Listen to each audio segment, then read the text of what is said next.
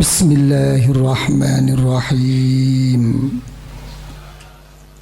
Alhamdulillahilladzi an'ama 'alaina bihadha as-surur fa'amma al-hana' wal-hubur fasubhanahu wa ta'ala min ilahin allafa baina al-qulub wa wasala baina al-muhibbi wal-mahbub.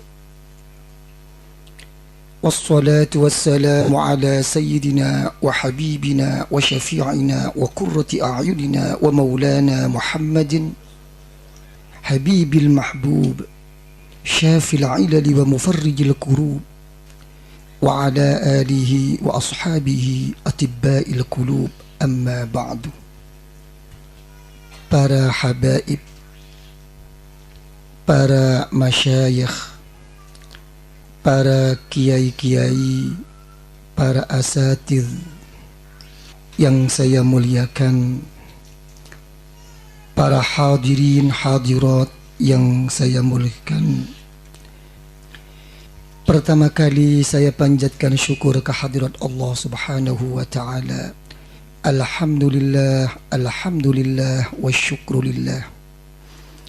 Di mana kita semua sampai detik ini oleh Allah Subhanahu wa ta'ala senantiasa diberi tetap Islam dan iman, diberi hati yang lapang, diberi ni'mah sihah wal afiyah, diberi kesempatan waktu untuk bisa bersama-sama berkumpul dalam ini majlis, yaitu majlis zikir kehadiran Allah Subhanahu wa ta'ala, majlis untuk mendekatkan diri agar sampai di sisi Allah dan dicintai, diridhai oleh Allah Subhanahu wa ta'ala.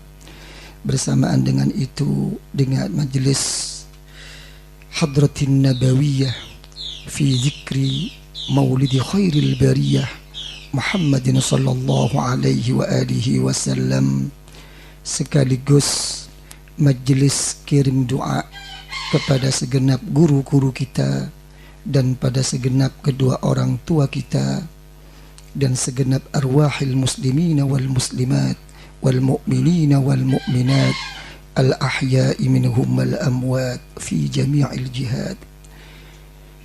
Dengan berkah dari hadratir Rasul sallallahu alaihi wa alihi wa sahbihi wasallam, dan berkah daripada guru-guru kita, dan berkah dari kedua orang tua kita, dan dari berkah dengan niat, dengan ikhlas, dengan kesungguhan kita hadir dalam ini majlis. Semoga kita seanak 7 turun sampai pada hari kiamah senantiasa dianugerahi rahmah oleh Allah, senantiasa diberi suatu maghfirah, pengampunan oleh Allah, dengan mendapatkan barakah, memperoleh meraih karamah di sisi Allah, di dalam kita beribadah kepada Allah, di dalam kita berzikir kepada Allah, di dalam kita berjuang di jalan Allah. Semoga kita diberi yang istiqamah, diberi hati yang tumakninah, meraih bertambah mahabbah, bertambah cinta, bertambah ma'rifah, bertambah dekat, dan sampai di sisi Allah. Di dalam kita menghadapi hidup ini, di dalam memenuhi kebutuhan hidup ini, semoga kita diselamatkan oleh Allah, diberi aman oleh Allah dari segala macam musibah, dari segala macam malapetaka, dari segala macam kerusakan, dari segala macam gangguan, dari segala macam kezaliman, lebih-lebih dari segala macam fitnah, ma dhahara minha wa ma batan. Semoga dipermudahkan rezekinya oleh Allah, semoga dilancarkan segala urusannya oleh Allah, semoga bisa mengatasi, bisa melaksanakan segala amanah, segala tanggung jawab yang dibebankan oleh Allah hasil segala tujuan kita, tujuan hajatid dunyawiyah wal ukhrawiyah. Fa insyaallah, fa insyaallah, fa insyaallah kita akan meraih ridha dari Allah dengan membawa husnul khatimah, husnul khatimah, husnul khatimah ma'alai syafa'atil uzma min Rasulillah sallallahu alaihi wasallam. Kita kelak di alam kubur akan dijemput oleh para wali-wali Allah, oleh para hamba-hamba Allah yang saleh, dan oleh kedua orang kita, dan diajaknya kita oleh beliau-beliau ini untuk bertemu dengan Rasulullah sallallahu alaihi wa alihi wasallam. Semoga Rasulullah bisa menerima kita, bisa menerima kita, bisa menerima kita dengan hati yang bahagia, dengan membawa syafaahnya. Diajaknya kita oleh Rasulullah untuk masuk surga Allah. Di dalam surga Allah, semoga kita akan bisa melihat, menatap Allah di dalam kesempurnaannya, di dalam keagungannya. Amin ya rabbal alamin. Para hadirin hadirat yang saya muliakan, di dalam Al-Quranul Karim Allah telah berfirman, fadhkuruni adhkurkum washkuruli wala takfurun, yang artinya kita diajak untuk berzikir kepada Allah. Bila kita berzikir kepada Allah, maka Allah akan membalas zikir kita.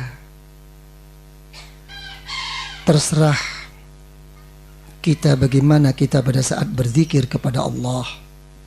Kalau kita ingat dengan dosa kita dan mohon ampun kepada Allah, maka Allah akan kembali mengingat kita dengan pengampunannya. Bila kita ingat kepada Allah dengan kasih sayangnya, maka Allah akan menjawab kita dengan kasih sayangnya. Selanjutnya yang nomor 2, Allah Ta'ala memfirmankan, washkuruli wala takfurun, bersyukurlah, bersiap hatilah untuk menerima kenyataan-kenyataan hidup dan kehidupan ini dari Allah. Wala takfurun, jangan sampai hati kita ini terdinding untuk menghadap kepada Allah Subhanahu wa ta'ala. Para hadirin hadirat yang saya muliakan, mari kita bicara tentang diri kita. Dalam satu hadis Rasulullah sallallahu alaihi wa alihi wasallam, beliau mengatakan, ma min nafasin yatanaffasul insan illa wa qad khata bihi khatwatan ila al-akhirah. Keberadaan kita, kata Rasulullah sallallahu alaihi wa alihi wasallam, setiap nafas yang kita nafaskan adalah merupakan satu langkah yang kita langkahkan, yang mana langkah yang kita langkahkan ini tujuan akhir tidak bisa menghindar, mesti kita akan menghadap kehadirat Allah Subhanahu wa ta'ala. Semoga kita diberi mati husnul khatimah, husnul khatimah, husnul khatimah fi dini wad dunya wal akhirah. Amin ya rabbal alamin. Para hadirin hadirat yang saya muliakan,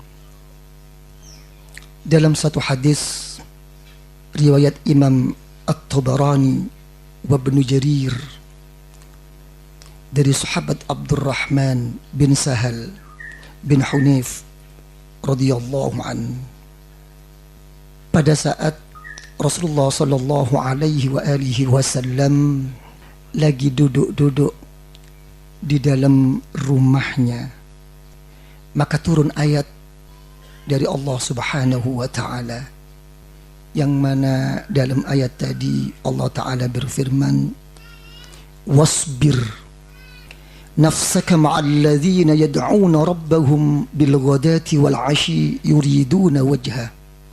Kata Allah, Muhammad, sabarkan dirimu Muhammad bersama dengan orang-orang pagi hari dan sore hari berdoa, berzikir kepadaku Muhammad hanya semata-mata untuk meraih cinta dan ridhaku. Pada saat menerima firman Allah ini, bertanya Rasulullah sallallahu alaihi wasallam di dalam hati beliau, kenapa saya harus disuruh bersabar dengan orang-orang yang berdoa, berzikir kepada Allah? Ada kesalahan apa? Dan ada kekurangan apa mereka-mereka itu? Tentu kita akan menyadari, kalau kita diingatkan oleh orang, hati-hati kamu yang sabar kalau ketemu si dia. Tentu di dalam hati kita ada sesuatu yang tidak enak.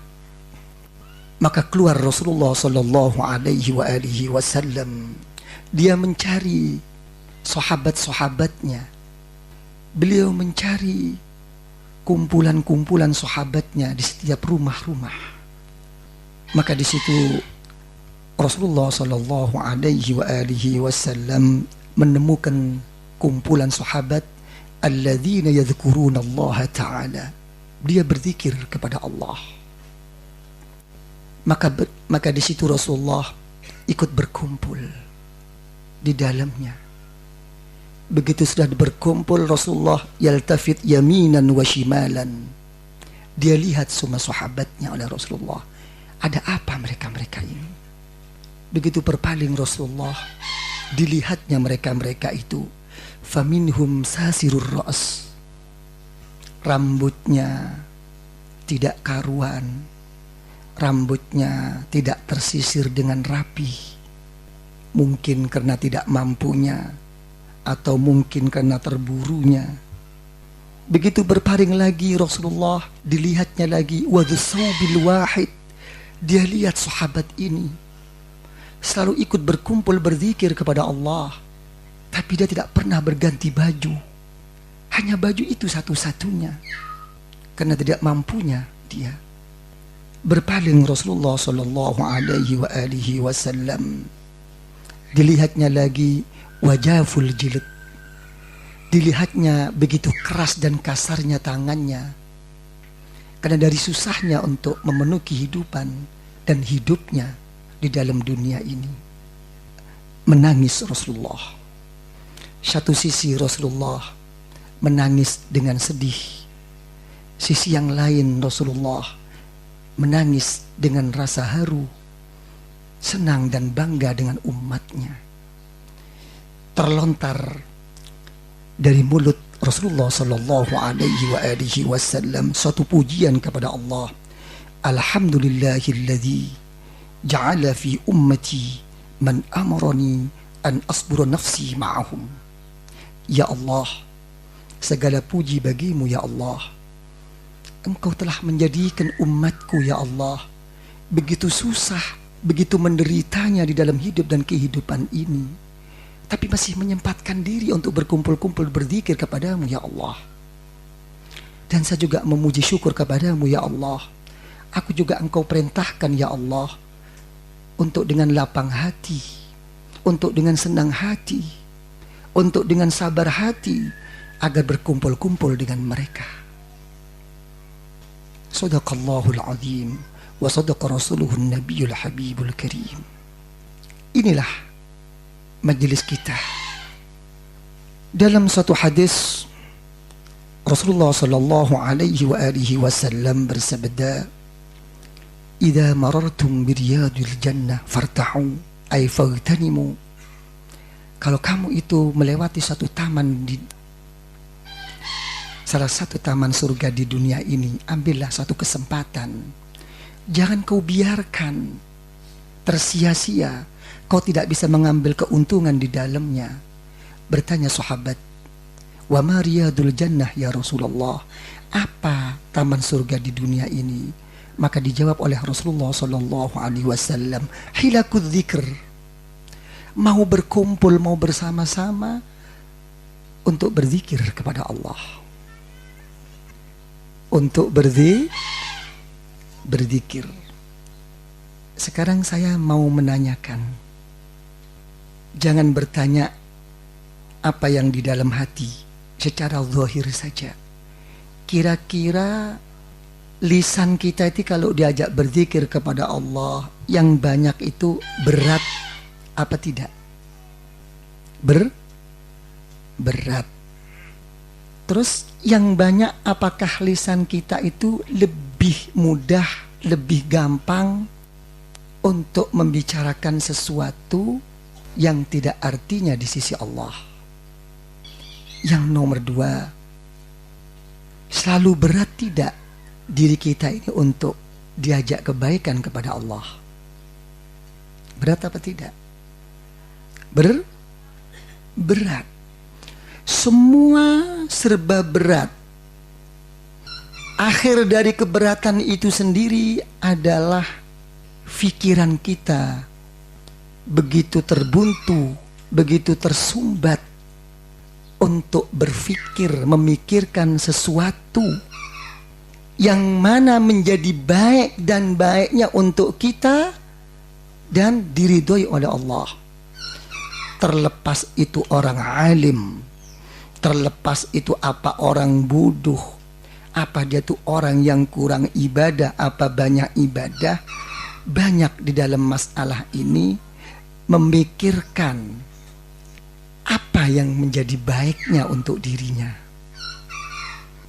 Yang banyak itu apa? Membawa suatu kesombongan di dalam hatinya. Yang penting aku ini pokoknya benar. Apakah itu dibenarkan atau tidak oleh Allah? Atau itu bermanfaat apa tidak kepada umat? Tidak terpikirkan. Yang penting pokoknya benar. Ini kebuntuan pikiran kita selama ini.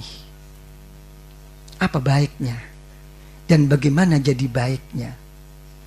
Kalau sudah pikiran dan hati kita ini terbuntu oleh pemikiran yang seperti ini, mencari mana yang baik dan mana yang jadi baik dan diridhoi Allah, saya mau tanya, akibat yang begini ini karena ditimbulkan apa? Coba dipilih.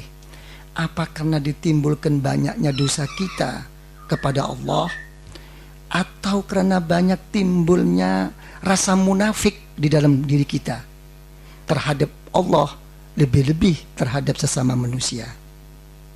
Kira-kira dari mana? Coba dijawab. Karena banyaknya dosa atau karena memang numpuk-numpuknya kemunafikan di dalam diri kita? Jangan dua-duanya kayak proyek aja diboyong. Masa mau diborong? Yang banyak karena kemunafikan. Jangan lagi suatu keburukan, kebusukan. Sampai kebenaran pun kadang-kadang tidak bisa didudukkan pada tempat yang sebenarnya. Lain apa yang di luar dan lain apa yang di dalam. Semuanya itu karena apa? Jadi rusak karena menuruti kepentingan pribadinya. Apalagi dengan membawa kebenaran-kebenaran yang mutlak untuk mendukung kepentingan pribadinya. Hadza huwal nifaq. Ini kemunafikan. Di dalam kemunafikan ini Allah Subhanahu wa ta'ala berfirman di dalam Al-Qur'anul Karim, innal munafiqina fid darkil asfali minan nar wa lan tajida lahum nasira. Ini firman Allah. Seorang munafik, kalau sifat kemunafikannya itu sampai dibawa mati, walaupun dia membawa Islam dan keimanan, karena kata munafik ini merupakan sifat, merupakan satu watak yang akan terjadi kepada siapapun, terlepas dia itu mukmin atau kafir. Kalau sifat ini sampai dibawa ke liang kubur, apa kata Allah? Dia akan dimasukkan oleh Allah di dalam neraka yang paling bawah. Cuma satu sekarang yang perlu diperhatikan. Apa terus daripada ayat itu sendiri? Walan tajida lahum nasira. Lihat Muhammad Rasulullah sallallahu alaihi wasallam, orang-orang yang terjampit kitab sifat-sifat munafik, tidak ada siapapun yang bisa menolongnya. Ini susahnya orang-orang yang terjangkit sifat munafik. Mungkin dia banyak ilmunya, mungkin dia banyak ibadah zikirnya, tapi karena begitu larut dengan sifat-sifat yang tak terpuji dan kepentingan-kepentingan yang ada di dalam dirinya, keluar dari ibadah, keluar dari majlis berzikir kepada Allah, kembali keadaan yang semula. Ini kenapa? Dijawab sendiri oleh Allah Subhanahu wa ta'ala di dalam Al-Quranul Karim. Apa firman Allah? Illal ladzina tabu, kecuali dia sendiri yang sadar menyadari mau bertobat kepada Allah. Kita ini hanya seberapa persen saja untuk mengingatkannya. Kesadaran sendiri. Kalau istilah orang Jakarta itu, tobat ini bahasa Arab apa bahasa Jawa? Apa bahasa Indonesia? Coba saya mau tanya, kemarin saya tanya tentang dunia itu bahasa Arab apa bahasa Indonesia. Sekarang saya utarakan lagi, tobat itu bahasa Arab apa bahasa Indonesia? Asalnya bahasa Arab terus dijadikan bahasa Indonesia. Is good for you, okay? Jadi tobat itu bahasa Arab di Indonesiakan. Terus apa selama ini pengertian kita tentang tobat? Mahiyat taubah. Apa kira-kira yang dinamakan taubah? Waduh, coba. Gimana Bu, gimana? Jadi kadang-kadang ini ada kebanyakan orang itu ya mengartikan tobat itu ya antara mengartikan tobat yang bulat dengan disangkut pautkan dengan syarat dan rukunnya taubah gitu. Yang saya maksud itu tobatnya itu sendiri. Jangan ngomong tentang syarat rukunnya taubah agar diterima oleh Allah, nanti panjang. Yang saya tanyakan, tobatnya sendiri apa itu maksudnya? Kapok. Ini ya. Hah? Takut. Minta ampun. Lain ya. Antara istighfar dengan tobat itu lain. Hai. Ya. Coba apa? Coba. Menyesali itu salah satu syarat dari tertimanya tobat. Oke? Kembali tidak bisa. Kembali itu ya, orang sesudah melewati jalan taubat mesti ada inabah. Kembali lain, tobat lain. Dalam Al-Quran memang ada satu firman munibina ilallah, lain ya. Ayo coba. Mahiyat taubah. Apa yang dinamakan taubah?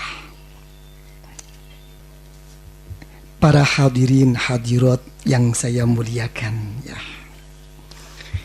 Yang dinamakan taubah secara sempurna dengan mengikuti tingkatan-tingkatan taubah kepada Allah ya. Yang dinamakan taubah itu adalah ar-ruju' amma kana madhmuman fi syar'i ila ma kana mahmudan fi syar'i. Yang dimaksudkan taubah ialah kembali dari sesuatu yang dicela oleh Allah, kembali kepada sesuatu yang dipuji oleh Allah. Ya, bukan dosa saja, bukan semuanya. Ya, karena ini menyangkut kita tuh besok tuh ingin kemana? Ingin mendapatkan derajah yang mulia di sisi Allah atau hanya berhenti di surga saja? Ingin mendapatkan darjah yang mulia di sisi Allah, bertemu dengan Allah. Dalam Al-Quranul Karim difirmankan, lilladzina ahsanul husna wa ziyadah. Jadi secara komplit kembali dari sesuatu yang dicela oleh Allah, kembali kepada sesuatu yang dipuji oleh Allah. Jadi ya, taubah yang kita dahulukan pertama, taubah minal kabair, bertobat dari dosa yang besar. Yang nomor dua, bertaubah dari dosa yang kecil.